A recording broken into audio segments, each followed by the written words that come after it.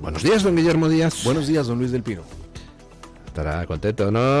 Madrid es líder en la Liga. Bueno, el Madrid ya confirma su posición como líder, 2 puntos por encima del Fútbol Club Barcelona. Un Barcelona que palmó anoche con el Girona, sí, señor. En Girona. Parece que Lamine Yamal hasta falló un penalti. Falló un penalti y falló un mano a mano también. No fue la noche de Lamine anoche. Bueno, qué cosas pasan. En fin, enhorabuena. Vamos con las noticias de las 7:30.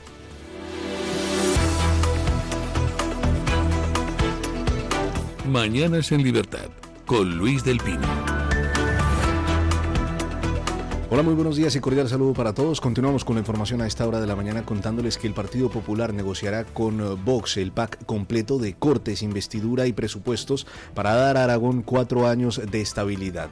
La secretaria general del Partido Popular Aragón, Ana Alos, confirmó que el objetivo es que el pacto vaya más allá de la investidura de Jorge Ascón y garantice la aprobación del presupuesto. Por el momento solo ha habido contactos preliminares con Vox y la negociación como tal no ha empezado, aunque podría haber una primera reunión esta semana. El Partido Popular achacó la pérdida de 2 escaños al cabreo generalizado con el PSOE y Pedro Sánchez, aunque se quedó con el lado positivo de sacar 8 diputados al Partido Socialista y 12 a Vox. Alos aseguró que la negociación se hará de forma discreta, con sentido común, pensando en llegar a un acuerdo eficaz y no en titulares. En el PP no han querido entrar en el reparto de consejerías ni si cederían la presidencia de las Cortes a Vox.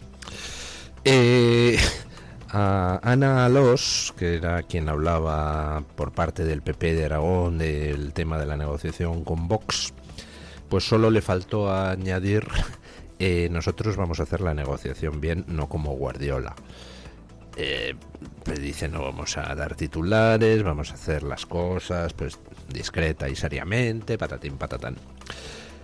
Y bueno, parece que en Aragón va a haber un acuerdo, yo creo que con rapidez, porque efectivamente pues lo que hay es una voluntad por ambas partes de llegar a un entendimiento pues que es un pack.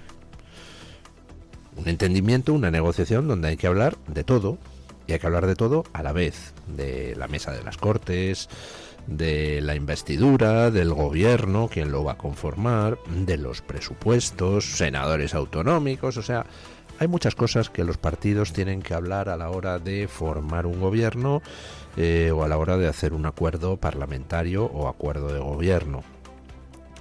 De lo que se trata es, pues, de dar, como decía la señora Alos, 4 años de estabilidad a Aragón. Y se puede hacer muy fácil, realmente, con un poquito de voluntad por todas las partes, y yo creo que no tiene por qué haberla, pues se puede perfectamente llegar a soluciones. Hay muchas cosas donde PP y Vox son complementarios. El PP tiene un problema de definición ideológica, bueno, pues tendrá que resolverlo.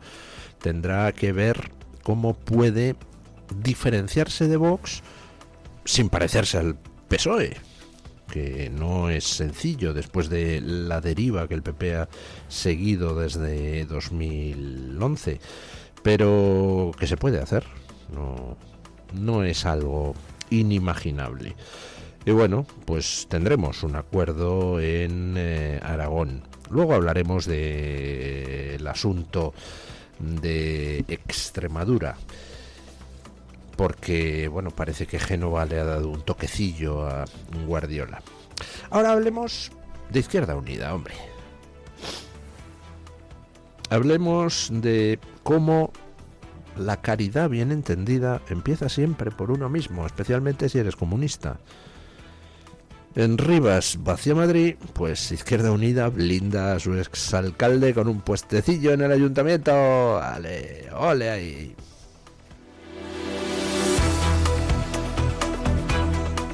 Izquierda Unida blindó a su exalcalde de Rivas, Pedro del Cura, con una plaza a medida y el máximo rango de funcionario en un año. Del Cura aprobó en 2024 una oposición a la que solo se presentó él y cuyo temario coincidía plenamente con su perfil como licenciado en pedagogía y exalcalde. Tras una modificación del organigrama del ayuntamiento, alcanzó el nivel 30, el máximo para los funcionarios en la administración, con complementos de hasta 6.000 euros al año. Los sindicatos de comisiones Comisiones Obreras, CGT, UGT y CECIF votaron en contra de la convocatoria y presentaron objeciones a la forma y el fondo, acusando de nepotismo al procedimiento. CGT advirtió de la falta de justificación de los requisitos, denunciando que la oferta excluía a cualquiera que no tuviera estudios de sociología, psicología o pedagogía, sin especificar por qué. Del Cura consolidará su puesto con el máximo rango de funcionario en 2 años, coincidiendo con el inicio de la próxima legislatura.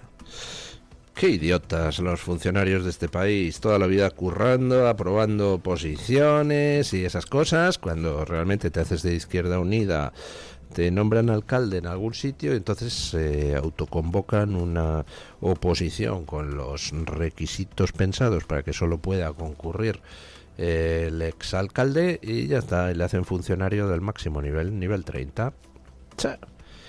Y ya está, ¿para qué pasarse años con preparadores y currando como un imbécil, pudiendo hacerte comunista y autonombrarte prácticamente para un puesto de funcionario del máximo nivel?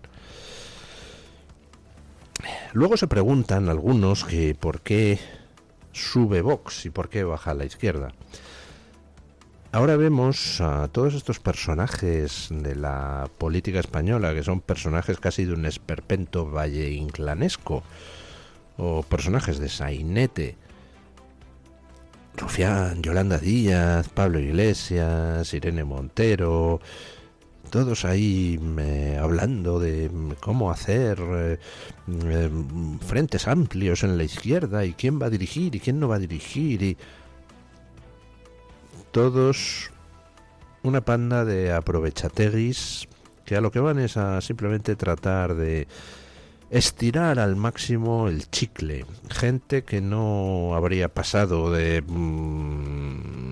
administrativo en ninguna empresa, con todo el respeto a los administrativos, que los hay excelentes profesionales. Estos hubieran sido de los administrativos vagos en las empresas. Desde luego no habrían llegado jamás a absolutamente nada en la empresa privada. Sin embargo, pues mira, entraron en la política, fueron medrando y ahí están ahora el rufián llorando por las esquinas, viendo a ver cómo consigue quedarse en Madrid para no volverse a Cataluña, que le da sarpullido. Y Podemos, pues intentando volver por sus fueros a ver si logran los esplendores pasados cuando Podemos llegó a los 80 diputados. Parece mentira. Y Yolanda Díaz viendo a ver cómo puede apuñalar a todo el mundo a la vez para seguir manteniéndose un ratito más en los cargos públicos que tan bien le permiten vestir. Y todo, pues sin decir ni una sola palabra coherente ni una sola frase coherente en toda su trayectoria política. Todos estos, pues al final están discutiendo de cómo volver a presentarse siendo los mismos pero barajados de otra manera. No se dan cuenta de que la gente les ha calado hace muchísimo tiempo, que son unos jetas, que son unos aprovechados, que son unos golfos que no creen en nada y que a lo que van pues es a lo de Rivas hacia Madrid, a ver si pueden coger y ¡pum!, empotrarse como funcionario de nivel 30 con una oposición hecha a medida.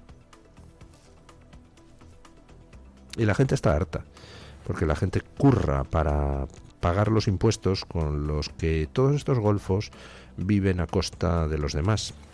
Y todavía si vivieran a costa de los demás discretamente, pues vale, pero es que encima se permiten dar la monserga, se permiten dar la matraca moral, se permiten subirse a un palito que carece de base para decir lo buenos que son ellos, que luchan por las causas adecuadas, mientras los demás somos todos fascistas, homófobos, machistas, sionistas, nazis, etcétera, etcétera, etcétera. Es decir, son los que viven de los demás y encima les escupen. Pues nada, habrá que echarles del poder, ¿verdad?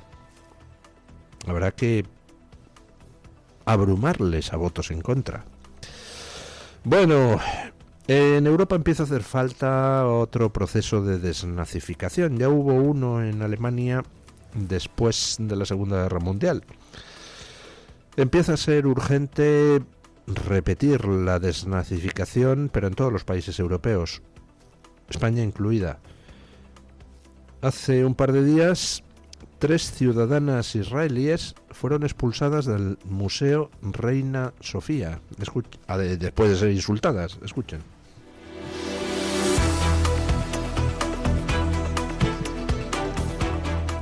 El Museo Reina Sofía abrió una investigación interna tras la expulsión de 3 ciudadanas israelíes que portaban una bandera de Israel y un collar con la estrella de David. Varios visitantes las acosaron llamándolas locas asesinas de niños, mientras un alto cargo de la institución ordenó a un guardia expulsar al grupo sin tomar medidas contra quienes las acosaban.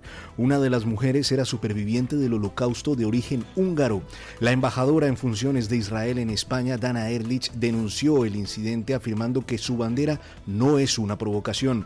Frente a estos hechos, el museo manifestó su compromiso con la tolerancia cero frente a cualquier discriminación relacionada con el antisemitismo. Sin embargo, la organización ACOM anunció acciones legales contra el museo por discriminación y posible promoción de odio desde una institución pública, recordando que el museo exhibió la bandera palestina en el año 2024 bajo el lema "Desde el río hasta el mar". O sea que van 3 ciudadanas israelíes, una superviviente del Holocausto, y las empiezan a insultar dentro del Museo Reina Sofía porque llevaban una bandera de Israel y llevaban estrellas de David al cuello.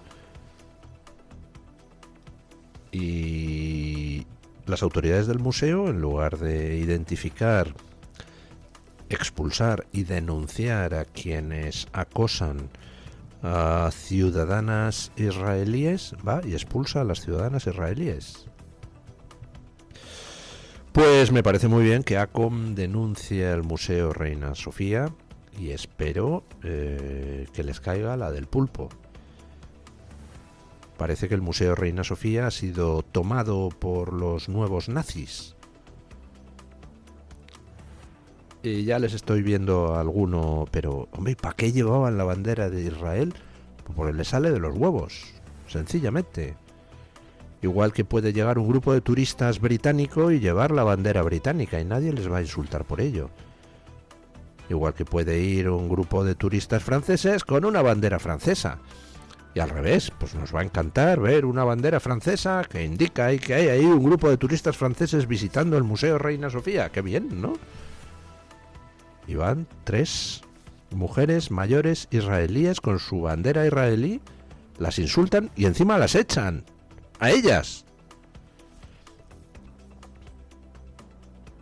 España está en estos momentos gobernada por una minoría muy minoritaria de asquerosos nazis, a los que hay que llevar a la cárcel, si es posible, a los que hay que hacer pagar de su bolsillo por el acoso a judíos.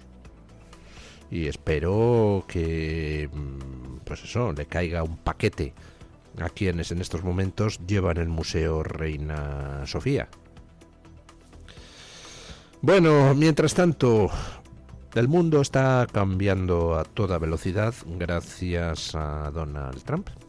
Ayer Trump aseguró que Marco Rubio ya está negociando con Cuba una posible transición a la democracia. Escuchen.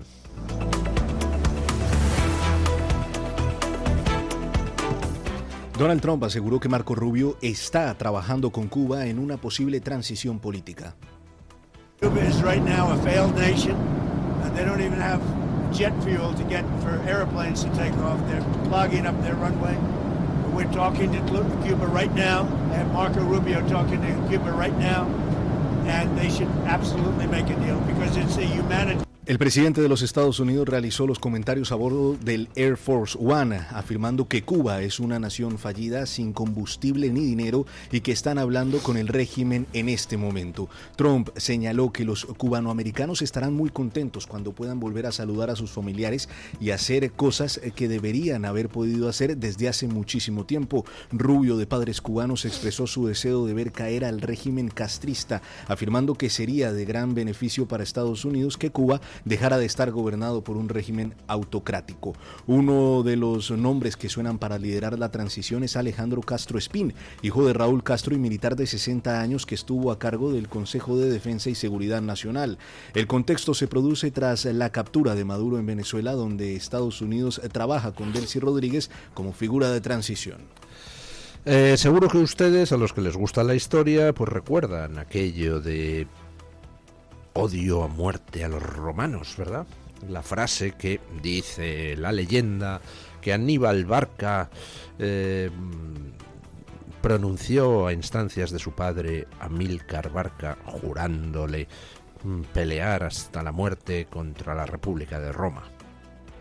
Odio a muerte a los romanos. Bueno, pues yo me supongo que Marco Rubio y tantos otros cubanoamericanos pues han debido, al menos en su foro interno, pronunciar una frase similar muchas veces a lo largo de estos 70 años de dictadura asesina en Cuba. Odio a muerte al comunismo. Y al final pues van a lograr derrotar al comunismo. La dictadura cubana va a caer. Lo que ha dicho Trump pues es perfectamente preciso y ajustado a la realidad. Cuba es un estado fallido, ya no tienen ni combustible para poder alimentar, para poder repostar los aviones que aterrizan allí en el aeropuerto de La Habana, y Cuba en estos momentos pasa por una crisis brutal de suministro de todo. Y al final pues es que me imagino que el proceso de toma de decisiones en la mente de estos repelentes dictadores comunistas que gobiernan la isla es muy sencillo. ¿Cuánto tiempo podemos aguantar sin que haya un estallido social? Es decir, sin que hasta nuestros mismos matones se vuelvan contra nosotros ante la carencia de lo más básico. X tiempo. ¿Qué es mejor? ¿Esperar ese X tiempo y ver cómo nos terminan linchando por las calles? ¿O llegar a un acuerdo no cruento con los Estados Unidos para iniciar una transición a la democracia? Y me supongo que, hombre, pues serán malvados, pero muy muy tontos no. Así que la elección está clara. Llegar a un acuerdo mientras se pueda. Además, lo que hace Trump es cumplir sus promesas electorales, mantener la paz mediante la amenaza creíble de la fuerza. Ese término, creíble, es fundamental. Si tú amenazas a alguien y ese alguien sabe, te estás tirando un farol, pues entonces no consigues nada. Si tú amenazas a alguien y ese alguien sabe, primero, que tienes mucha más fuerza que él, y segundo, que estás dispuesto a utilizarla, entonces ya sí que las amenazas sirven como método de disuasión, como método de convicción y como método de mantenimiento de la paz o de liberación de los pueblos. Y resulta que el 3 de enero se produjo un episodio, que fue la captura de Maduro, que dotó de todo el sentido a esa palabra, creíble, amenaza creíble de uso de la fuerza. ¿Por qué le dotó de todo el sentido? Pues porque el idiota de Maduro estuvo tonteando meses pensando que las amenazas de Trump eran en vano. Y grababa vídeos para TikTok, bailando y riéndose de Trump y venid a por mí y tal. Bueno, pues fueron a por él el 3 de enero, con lo cual otros actores en Venezuela y otros países, tipo Cuba, pues saben perfectamente que si Estados Unidos tiene en este momento todavía desplegada en el mar del Caribe una flota, una fuerza aeronaval impresionante, pues no es para pasar el rato, es para utilizar la fuerza en caso necesario. No hay ningún interés en usar la fuerza, pero si se hace falta, se usará como se hizo con Maduro. Por tanto, Cuba sabe, el gobierno cubano sabe que la amenaza del uso de la fuerza está ahí, que el bloqueo está establecido. Ahora sí, cretinos de la izquierda, ahora sí hay un bloqueo. Y ahora Cuba se ha paralizado en cuestión de semanas, porque hay un bloqueo. Hasta ahora no lo ha habido nunca. Para justificar la miseria de los cubanos lo achacabais a un bloqueo americano que no existía. Cuba podía comerciar con quien le diera la gana. Ya no. Ahora sí hay un bloqueo. Y se ha demostrado lo que duraba el régimen cubano con un bloqueo. Pocas semanas. Bueno, pues el gobierno cubano sabe que la fuerza aeronaval está ahí, que ahora hay un bloqueo que tiene la economía de la isla absolutamente paralizada, y sabe pues que tiene que optar. Puede optar por la vía Maduro o puede optar por la vía Delcy. ¿Ustedes qué creen que van a elegir los dictadores de Cuba? Bueno, otra masacre a tiros en Estados Unidos, cometida de nuevo por un transgénero. Esto empieza a ser ya una epidemia.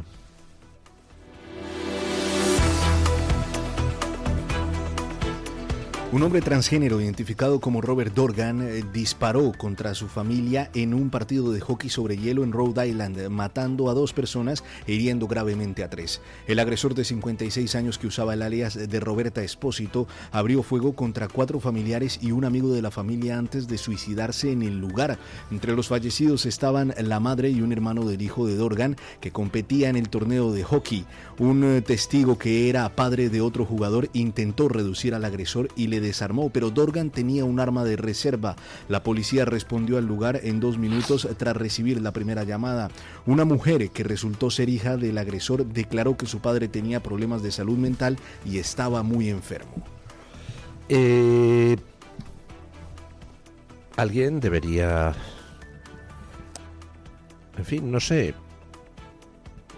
parar el contador y decirnos qué está pasando, por qué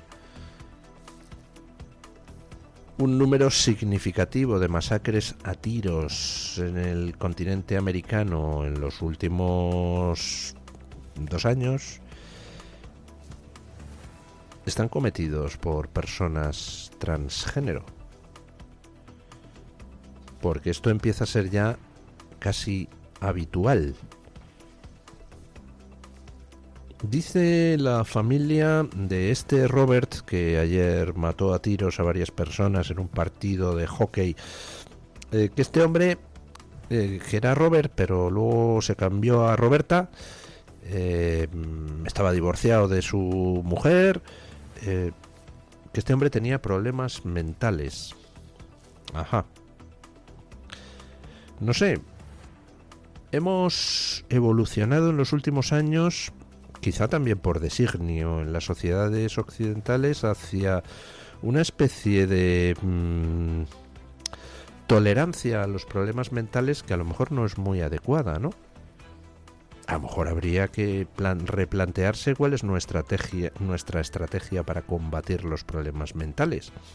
A lo mejor a una persona como este, Robert, luego Roberta, a lo mejor en lugar de meterle en programas de cambio de sexo, lo que había que haberle metido en su momento era en un hospital para el tratamiento de personas con trastornos, ¿no?